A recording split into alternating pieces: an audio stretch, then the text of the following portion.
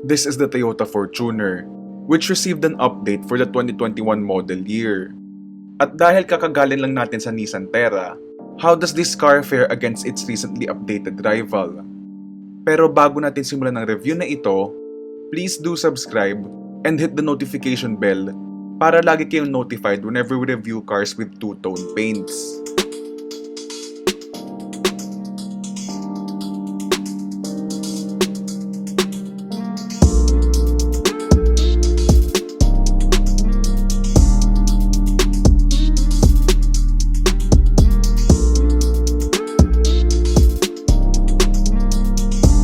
Compared to the Nissan Terra, the exterior changes of the Toyota Fortuner are much more minor. That is until you get to this sporty LTD variant. This is how the Fortuner Q variant looks like, at ganito rin ang itsura more or less ng G and V variants. On the other hand, itong LTD variant is quite a looker. Ang aggressive ng kanyang front end, and this is dominated by a gloss black grille and those sharp-looking LED headlights.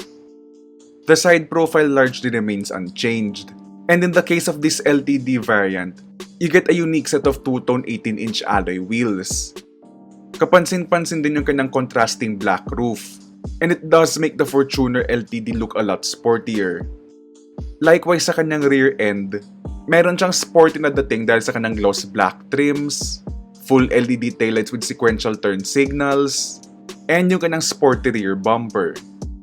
Ang tanong ngayon, do I prefer this over the Nissan Terra? Well, sa totoo lang, between the LTD variant and the Terra, medyo hati ang opinion ko.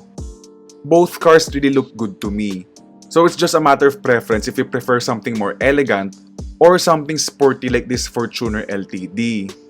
Pero pagdating sa lower variants, mas prefer ko ang itsura ng Nissan Terra because all of that car's different variants look largely the same. And hindi halata sa Nissan Terra that you're choosing the lower-end variant. Dumako naman tayo sa interior ng bagong Toyota Fortuner. So as for the interior of the new Toyota Fortuner, fit and finish is actually better, I think, compared to the previous pre-facelift model. There's also a better execution of the soft padded surfaces dito sa center console, sa dashboard, sa itong kanyang second glove box. Though door panels, upper dashboard, hard plastic pa rin, so it's still not on the same level as the Mazda CX-8 na talagang yun talaga almost the entire dashboard is soft touch plastic, and even the upper doors and the rear doors are also soft touch plastics.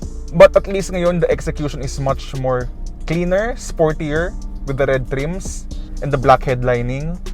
And also one of the standout features of the interior is that you have other amenities such as the power adjustable front seats, not just the driver but also the front passenger, and both front seats also get cooled ventilation, yun yung tawag sa kanya.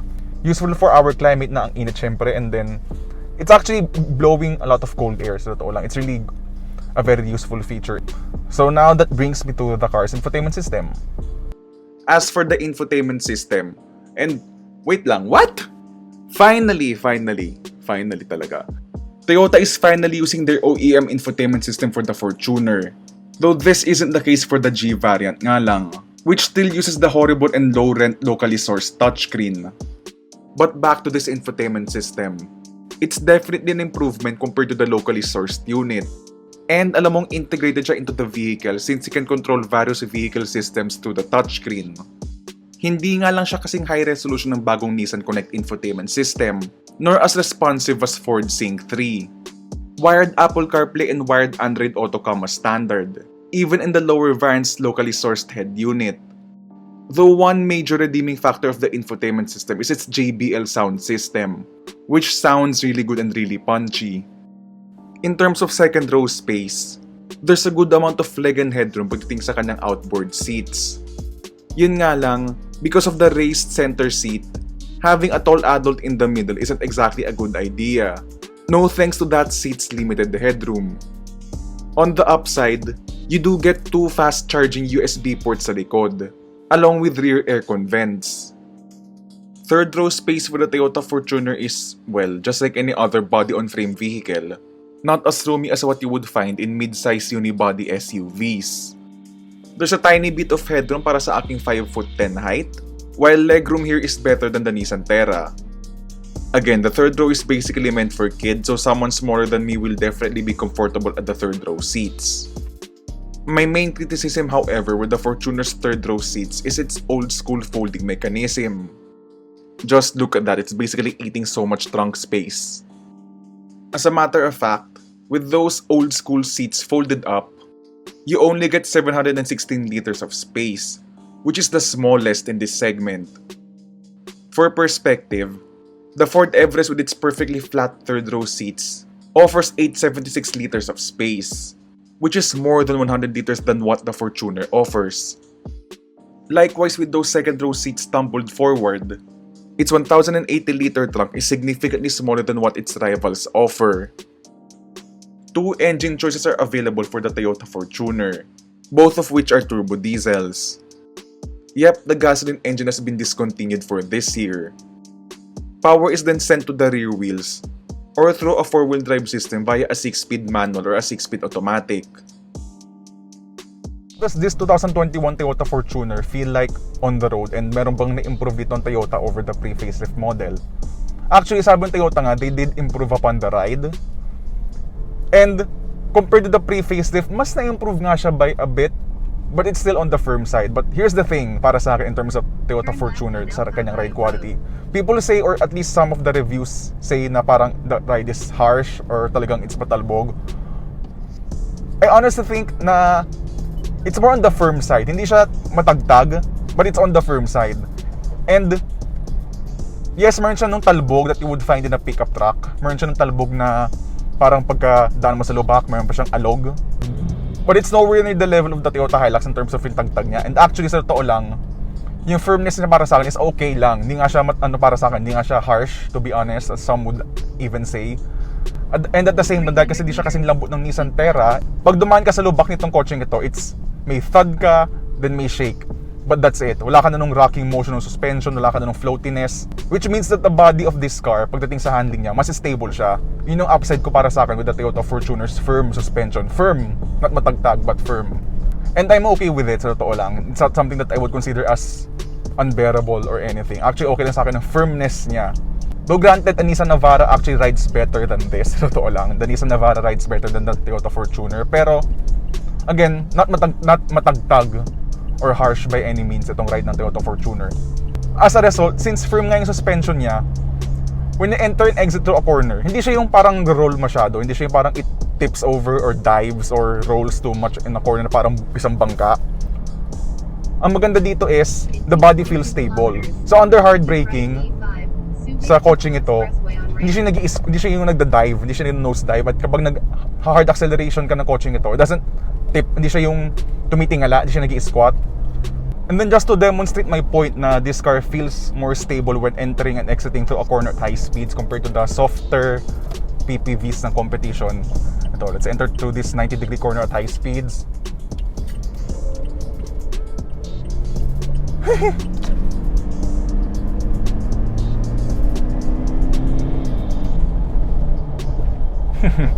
And then as for the topic of ride quality, kung mapapansin nyo sa akin, I prefer unibody SUVs in general compared to PPVs.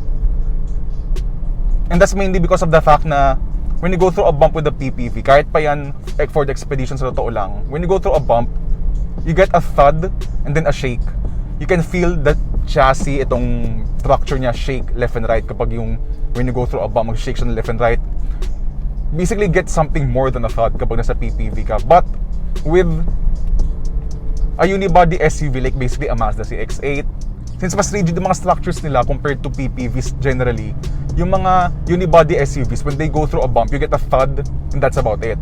Wala ka ng iba pang event when that happens. So just go through a bump, thud, that's it. Wala ka na nung shake, wala ka na nung rattle. And that's why there's part of the population like me actually, or like our family then, who prefers a unibody SUV over a PPV. They're just more delicate in terms of the ride quality.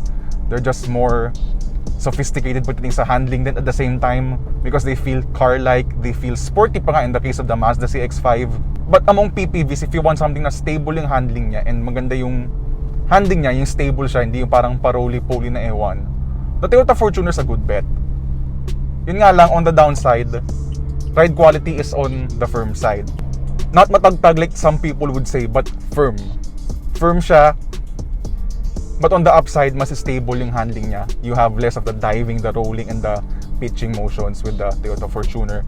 Especially if you're driving this car enthusiastically. So, what we have here is a 2.8 liter LTD, and with that engine, this has been upgraded to 201 horsepower and 500 newton meters of torque, and you really feel that power. You really feel that increase in power compared to the previous 2.8 liter engine. So sa 2.4, in the case of that engine, ang mga tuning lang sa kanya is more on the refinement, smoothness, and efficiency side, but it's a 2.8 who got most of the changes. So the class leader, at least in terms of the numbers, is the Ford Everest, and yeah, the Ford Everest with 210 horsepower but the same amount of torque. I prefer the Toyota engine actually. Mas prefer ko engine ito. Actually, for me, this has the best engine among the PPVs out there. Because, unlike the Ford Everest, with the bi-turbo Ford Everest, yung kanyang power kasi ng Toyota Fortuner is found at the low to mid RPM range. And sa totoo lang, pag umu-overtake ka, sa RPM ka ba? Hindi ba nasa mid to high RPMs ka sa totoo lang? So, with the Fortuner, there's a lot of overtaking power. The more you dig deeper to the RPM range, mas may hatak ka. Unlike in the Ford Everest na if you're in the lower RPM range, andun talaga lahat ng torque niya. The moment it goes to the higher RPMs, mas pabawas na ng pabawas yung kanyang torque, mas nagtitaper down na yung kanyang torque curve basically. So on paper, the Fortuner may not be as good as the Ford Everest, but out in the real world, the Toyota Fortuner has the better drivability compared to the Ford Everest pagdating sa overtaking maneuvers. This is basically a better tuned, or basically siguro sabihin natin a more tractable engine, if that's for the lack of a better term. It's a more usable engine pala yun, that's a better term. It's a more usable engine in the real world, yung itong 2.8 diesel engine ng Toyota Fortuner LTD.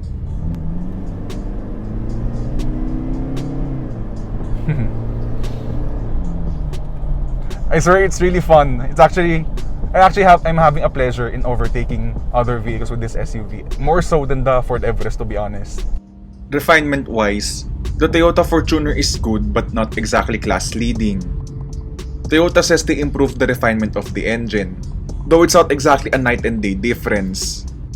Road noise is minimal for the class. My bigger concern, however, is wind noise.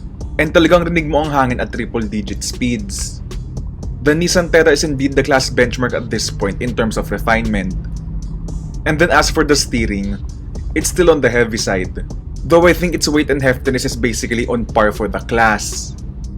Of course, yung steering niya isn't as quick or as sporty as what you would find in a Mazda CX-9, but at least there's a good amount of feedback in order for you to tell what's happening to the front wheels. Then as for the brakes feel reassuringly good. They're all discs for the Fortuner. They feel solid. It actually feels really good, yung brakes niya. The brakes are easy to modulate on stop and go traffic.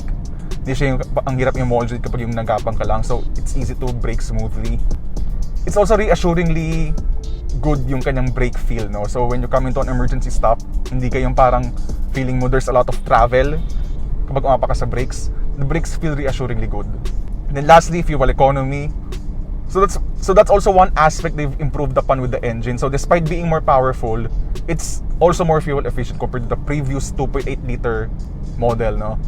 So in terms of fuel consumption, I've averaged over a week's worth of use with this car at 12.3 kilometers per liter, which is really good actually for an SUV with this much power. Pricing for the Toyota Fortuner starts at 1,633,000 pesos, and this gets the base 4x2G manual variant.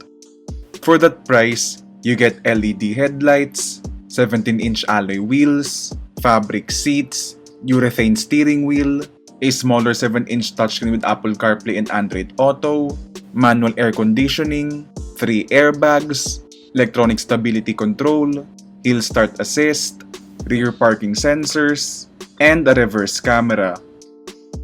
Up next is the 4x2V, and this gets a new design for the LED headlights, new LED turn signals on the lower front bumper, new LED taillights, LED fog lights, leather interior, leather and forward grain steering wheel, single zone climate control, the new 8-inch touchscreen infotainment system, wireless charging, a 360-degree camera system, which has the resolution of a VGA camera from the early 2000s, along with passive entry with push button start.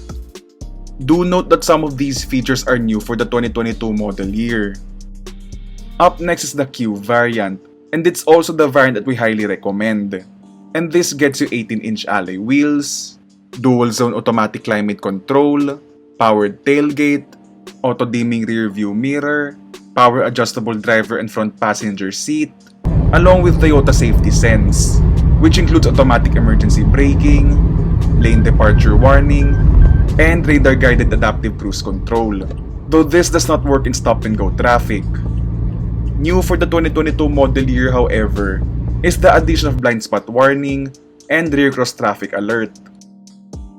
Lastly, this top trim LTD variant gets these unique LED headlights, sequential LED turn signals, two-tone 18-inch alloy wheels, black contrasting roof, black and red leather interior, ventilated seats, a 9-speaker JBL sound system, gas struts for the hood, 7 airbags, and a new foot gesture for the powered tailgate. Unique for the 4x4 LTD variant, however, is a rear locking differential and hill descent control. So to sum it all up, the Toyota Fortuner's updates are quite extensive, especially pagdating sa kanyang forma, technology, at yung kanyang engine, at least for the 2.8-liter variants. While the new Nissan Terra is now our class benchmark in terms of refinement, the Toyota Fortuner is our class benchmark naman in terms of outright power, at least again on the 2.8-liter variants. Basically, ang aming rekomendasyon, if you're spending exactly less than 2 million pesos for a PPV, our pick would be the Nissan Terra. But if you're spending more than 2 million pesos in a PPV, our pick would be the Toyota Fortuner. However, at this price point, you might wanna check out the Mazda CX-8. Because unlike the higher-end variants of PPVs out there, the Mazda CX-8 is a true premium SUV. High-end PPVs, on the other hand, aren't exactly true premium SUVs. Because the moment you strip all of a PPV's embellishments and features, these are still SUVs with the bones of a more affordable and less refined pickup truck. Still, if you absolutely need a vehicle with a body-on-frame construction, and of course a diesel engine, the Toyota Fortuner is still an outstanding choice.